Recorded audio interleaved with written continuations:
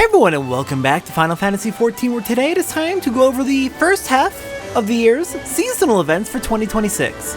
We're going to be doing all the seasonal events from January to June of 2026, skipping only one, and that is because we've already done the Final Fantasy XI crossover, so we can't repeat it. But that did happen at the beginning of May. The Final Fantasy XI crossover came back. So starting off with Heavensturn. It's the Year of the Horse! For this one, we escorted an Uma no Unicult minion around Limsa Lominsa to advertise it, and then we took it on a march across Middle Lenosha. I believe this was the first repeated animal for Heavensturn, since it's been... This, I think, is the 13th Heavensturn that the game has had, and there's only 12 animals in the cycle. So yeah, we are repeating the very first animal that showed up for Heavensturn, the horse.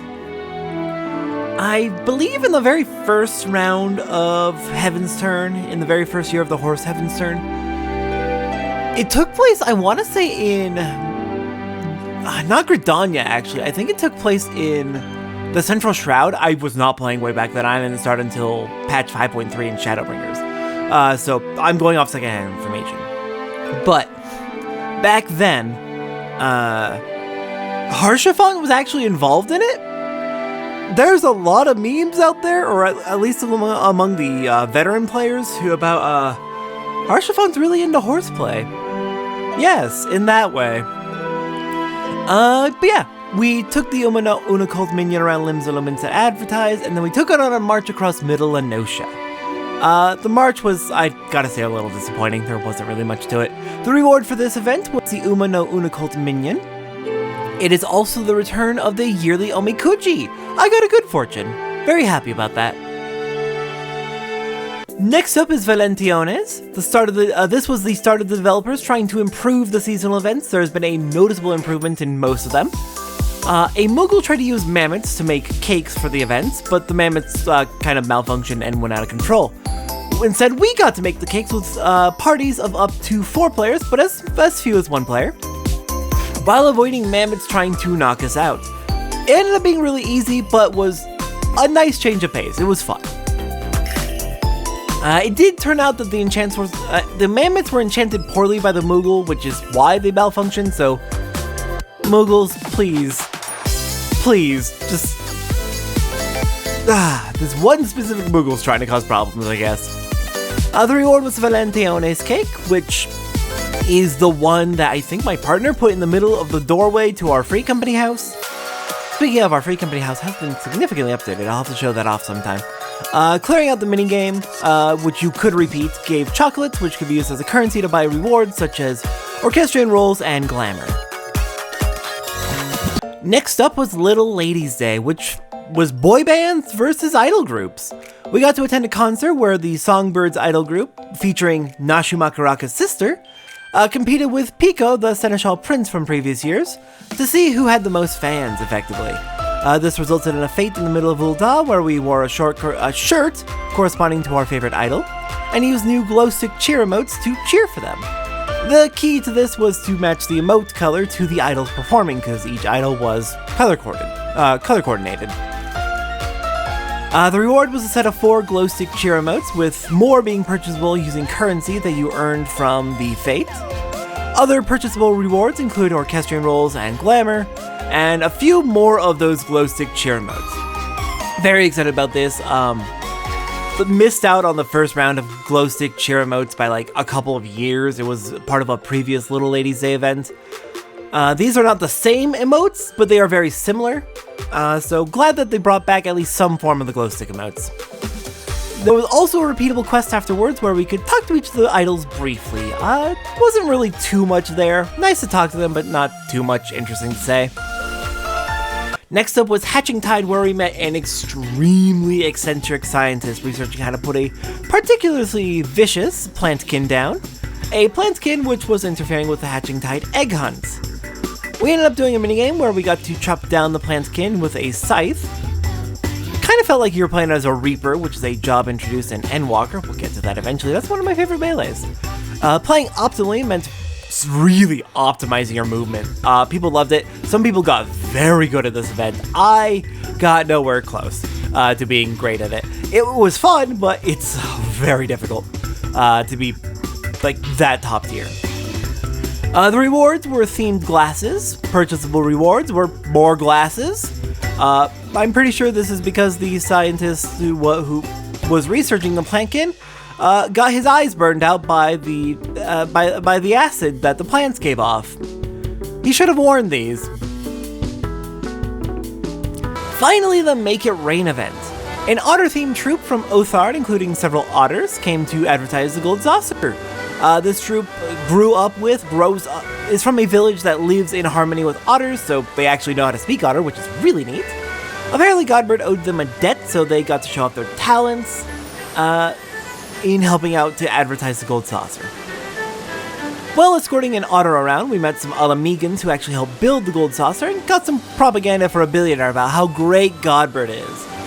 Honestly, look at all the things Godbird's done. He did build the Gold Saucer partially to provide jobs for the refugees, especially the refugee Alamegans. It's like, okay, he's trying to help his community in some way, but also from what I recall, he walked out of the meeting at the Syndicate where they were discussing whether or not to provide aid to the Domans.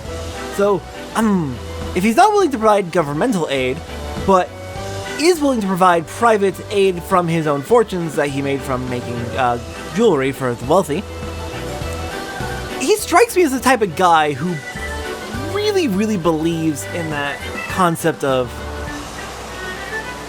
like, he strikes me as the type of conservative who really fucking loves charity as propaganda and tries to convince people that charity is the only good way to help people when systemic solutions can be a lot better. Can also be prone to corruption, but so can charity. Anyways, setting aside my feelings about Godbert, the rewards for this event were a Senior Otter Minion and backpack. The backpack was actually glitched at first. When patch 7.5 initially came out, the backpack was accidentally given to people who had a particular umbrella fashion accessory. They accidentally shared the same internal ID, so if you had one, you had both. They did eventually fix this, so people didn't get to keep their free backpack forever. They did have to wait until the event to have it permanently, but it was a funny glitch. There's also 50% more MGP rewards from things like all the minigames, Mini Cactpot, Jumbo Cactpot, etc.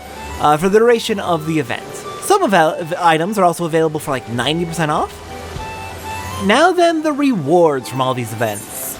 Let's see, starting over here, let's start with the Heavensturn.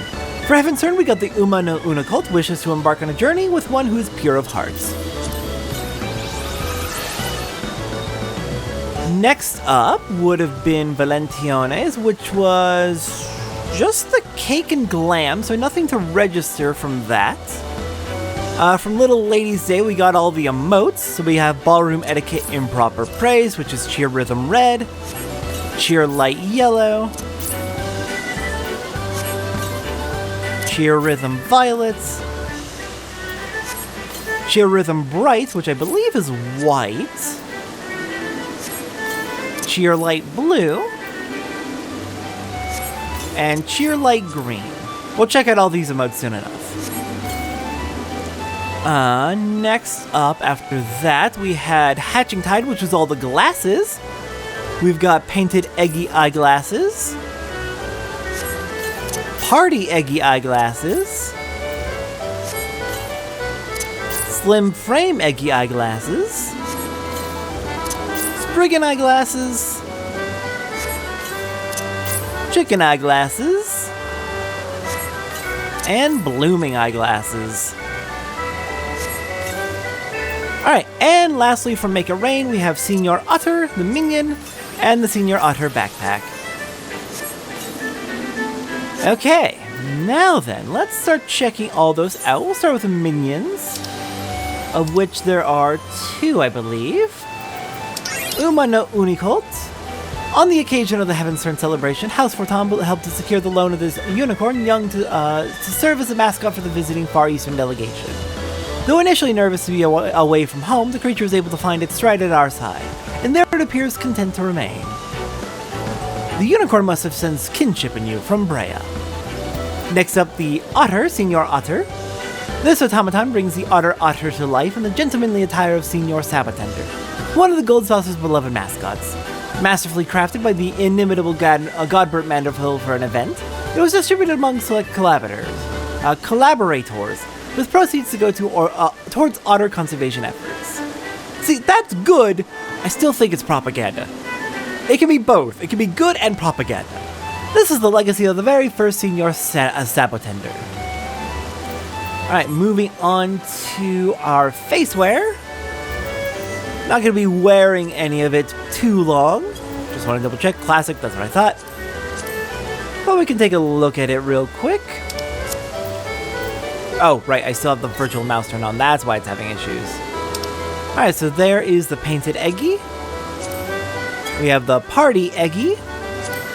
Slim frame egg. Spriggan. Wait, when did I get Spriggan eyeglasses? I don't think that was actually part of the event. Where did that come from? I'm gonna have to look that up real quick. Chicken eyeglasses. And blooming eyeglasses. You know what? I may have registered it a while ago and just never looked at it because I don't change my glasses. Okay, next was, after the glasses, we had the emotes, I believe was next. I have it on my hotbar. Alright, let's take a look at our cheer emotes. We've got cheer light blue, cheer light green, cheer light yellow, cheer rhythm bright, cheer rhythm red, and cheer rhythm violet. I feel like I'm missing two. I cannot help but feel like I'm missing a few. Oh dear. That's a problem. Oh well. The very, very last thing to go over today is... For every Make It Rain event, there is a campaign attendance over here. Just kind of hiding off in the corner, not even marked on the map, which I find frustrating, because they're hiding behind a Senior Sabotender. And they have a lot of seasonal event loot for us. Let's see, mostly glam weapons over here. Oh, you know what? These are rewards that we can actually find over there from the regular prize claim, but for like 90% off, I believe.